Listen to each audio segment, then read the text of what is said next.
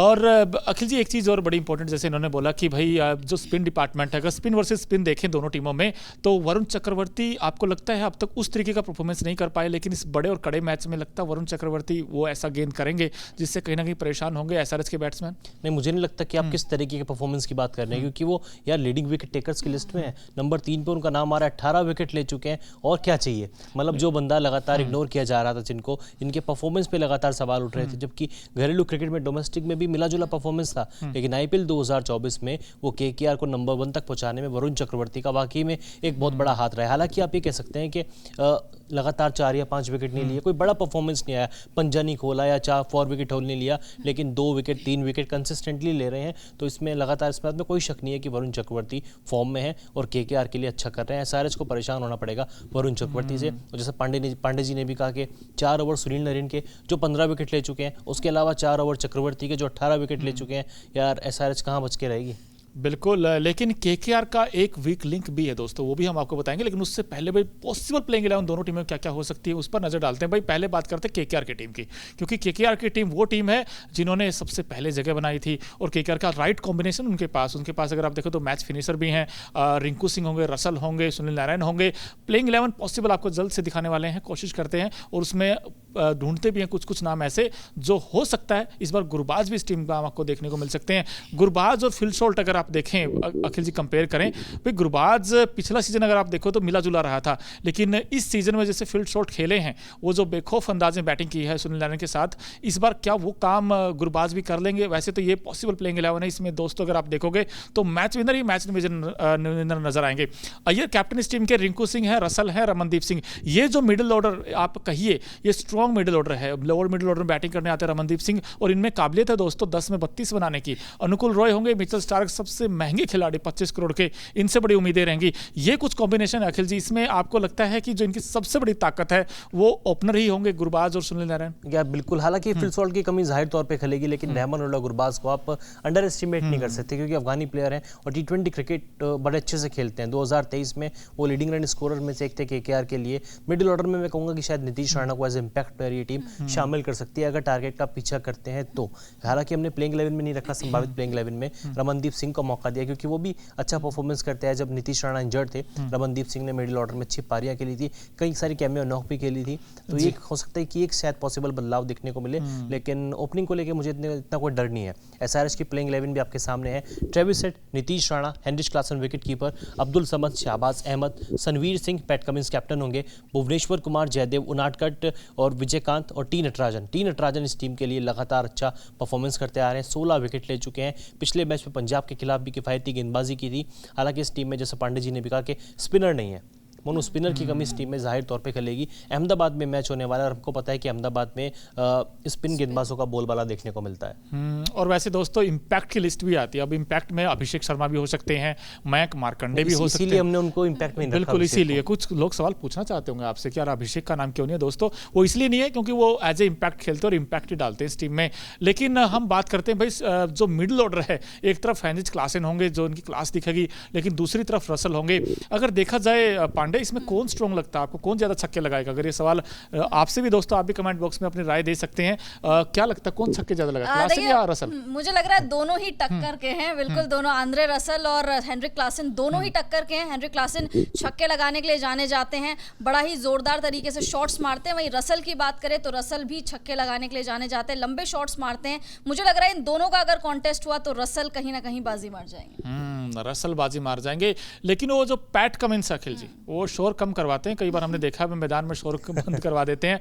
लेकिन दूसरी तरफ देखें केकेआर की टीम में एक अच्छी चीज मुझे ये लगती है कि उनके जो पेस अटैक है, जहां पर आपको वहां वैभव अरोड़ा दिखेंगे, हर्षित राणा भी अच्छा करते हैं नई गेंद के साथ, मिचेल स्टार्क जिनके पास अच्छा खासा अनुभव है, तो ऐसे में pace attack Bhuvneshwar, T Natarajan versus Mitchell Starc, क्या लगता है कौन बाजी मारेगा? केकेआर का थोड़ा हावी नजर आ रहा है। हर्षित राणा 16 विकेट लिए, वैभव अरोड़ा ने भी 12 या 13 विकेट लिए हैं, मिचेल स्टार्क अच्छी फॉर्म में है। हालांकि एसआरएच की अगर आप बात करोगे, पैट कमिंस ने कप्तानी अच्छी की है, लेकिन अगर विकेटों का कॉलम देखोगे तो उतने विकेट उनके खाते में नहीं है। नटराजन अकेले ऐसे पेसर हैं जो एसआरएच के लिए अच्छा परफॉर्मेंस कर रहे हैं, ऑरेंज कैप की, पर्पल कैप की रेस में भी बने हुए हैं।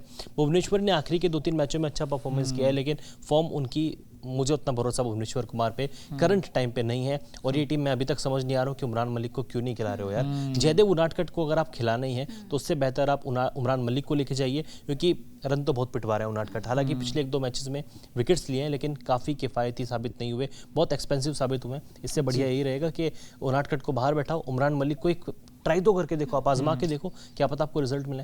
बिल्कुल रिजल्ट मिले। लेकिन जो अहमदाबाद का स्टेडियम है दोस्तों, वहाँ पर भाई बड़ा ग्राउंड है वैसे देखा जाए तो, वहाँ पर रन चेज बड़ी आसानी के साथ हो जाते हैं। ऐसे में दोनों टीमों के कैप्टन की सोच क्या रहने वाली है अखिल जी? क्या वो टॉस जीतकर पहले बैटिंग करेंगे या बॉलिंग करेंगे? और वैसे तो बारिश की भी संभावना जताई गई, हल्की फुल्की बारिश हो सकती है, तो ऐसे में क्या करना चाहिए कैप्टन को टॉस जीतकर? नहीं, लोगों ने हमारी उस पर पिच रिपोर्ट पे देखा भी होगा, मैंने पिच रिपोर्ट की है। इस मैदान पे अभी तक जो IPL 2024 के 6 मैच खेले गए, 4 बार टारगेट का पीछा करने वाली टीम ने मुकाबला अपने नाम किया है। ओवरऑल 32 मैच खेले गए, जिनमें से केवल 14 मैच पहले बैटिंग करने वाली टीम ने जीते और बाद में बैटिंग करने वाली टीमों को फायदा हमेशा मिलता है। यानी कि पैट कमिंस और ये अय्यर, जिसके भी पक्ष में सिक्का उछलेगा वो जाहिर तौर पे आंख बंद करके पहले बॉलिंग चुनेगा। बिल्कुल, अखिल जी आंकड़े ही बता रहे हैं तो भाई नजर डालते हैं एक बार हेड टू हेड पर दोनों टीमों के। एक तरफ SRH और KKR में, दोनों में से किस टीम ने सबसे ज्यादा बाजी मारी है? अगर हेड टू हेड पर एक नजर डालें तो वहां पर पता चलता है कि SRH वर्सेस KKR में हमेशा कॉन्टेस्ट अच्छा होता है। 26 मुकाबले दोनों टीमों के बीच खेले गए हैं, जिसमें से KKR ने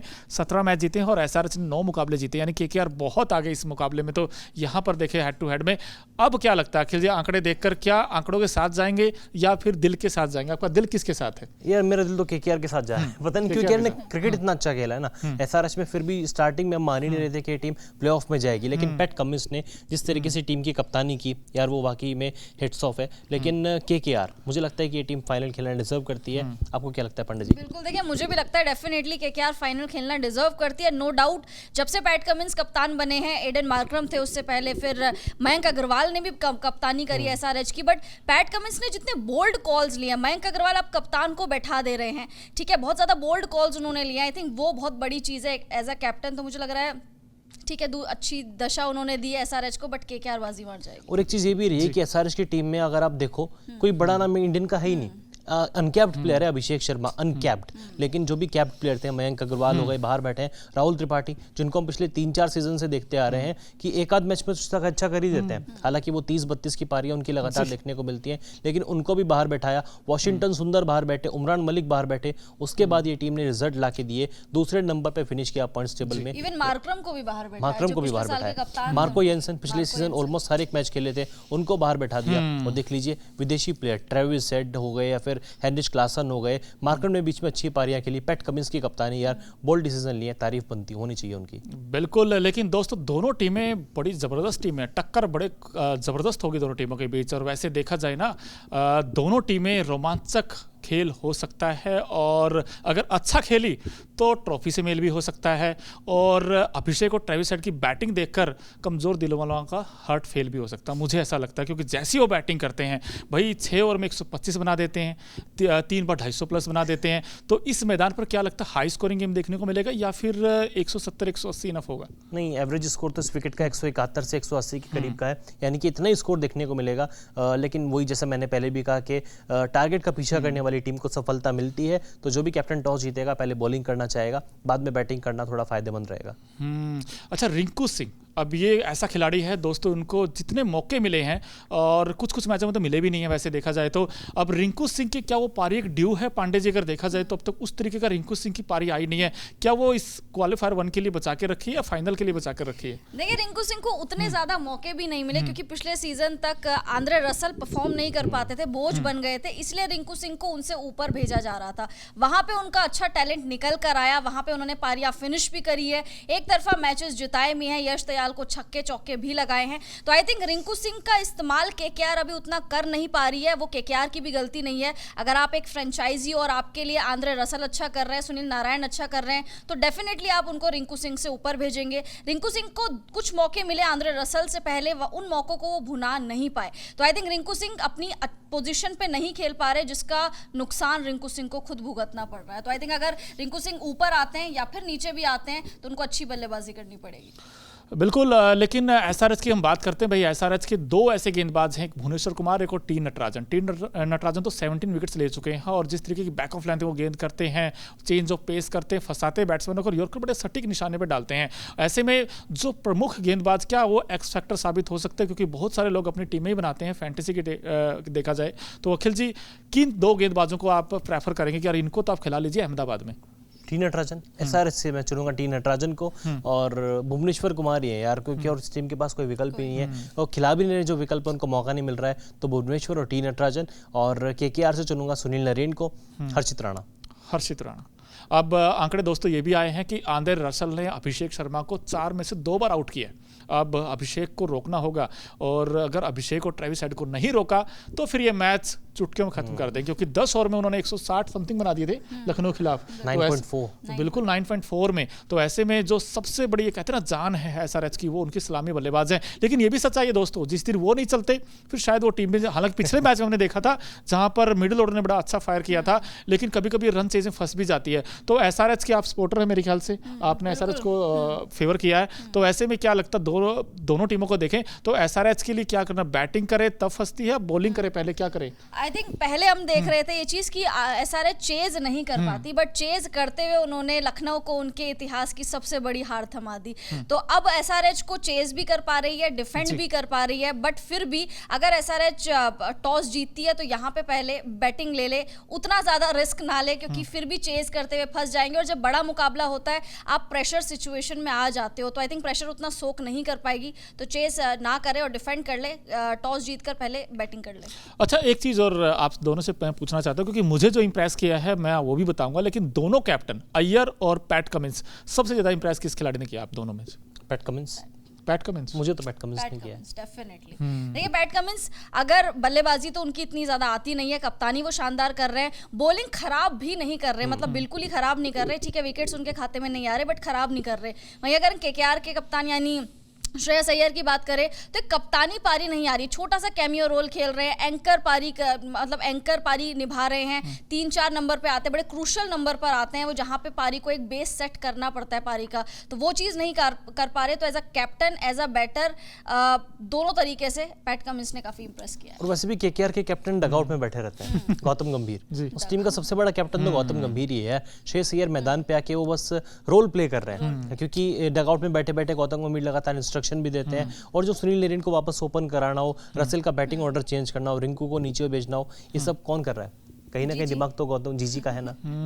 अच्छा, मैं लोगों के सवाल भी देख रहा हूँ कि कुछ लोग, बहुत सारे लोग आपसे ये पूछ रहे हैं अखिल जी कि प्लेऑफ में अगर मान लीजिए बारिश आ जाती है यहाँ पर क्वालिफायर 1 में, तो फिर क्या सिचुएशन होगी, क्या करना होगा फिर दोनों टीमों को? पैकेज बनाया मैडम ने, मैं चाहूंगा ये अच्छे से बताएं।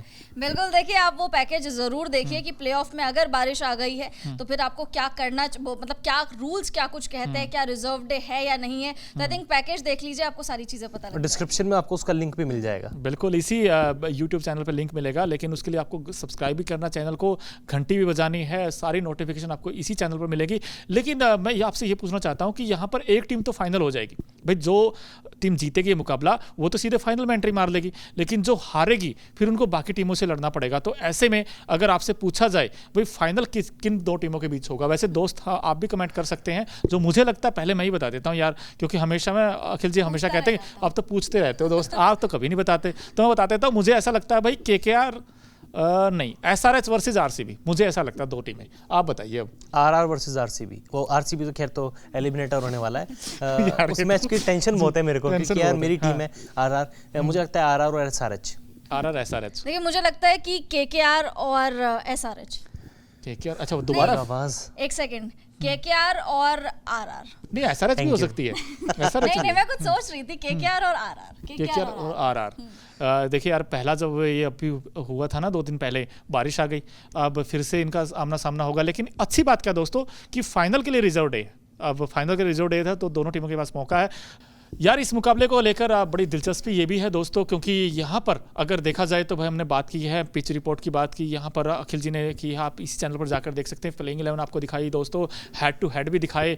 लेकिन एक सवाल हर किसी के मन में ये है कि भाई दोनों टीमों में से कहते हैं ना, जो कैप्टन और वाइस कैप्टन के पॉइंट ऑफ व्यू से देखा जाए, बस 2 तुरुप के कौन हो सकते हैं खिलाड़ी? अखिल जी बताइए बस जल्दी से, कौन? मैंने तो अभी बताया था कि टी नटराजन और सुनील नारायण। सुनील नारायण, टी नटराजन, आपको क्या लगता है इस मैच में कौन होगा ऐसा खिलाड़ी? देखिए मुझे लगता है कि सुनील नारायण और भुवनेश्वर कुमार। सुनील नारायण, भुवनेश्वर कुमार। मुझे दोस्तों पता नहीं क्यों लगता है आंद्रे रसल और उस तरफ से हेनरिक क्लासन, ये 2 खिलाड़ी ऐसे हैं जो इस मैच में कहीं ना कहीं पूरा मैच का रुख पलट सकते हैं। लेकिन दोस्तों इस वीडियो को लेकर आपकी क्या राय वो हमें आप जरूर बताएं, और दोनों टीमों में से कौन बाजी मारेगा और कौन फाइनल खेलेगा वो भी आप हमें जरूर बताएं।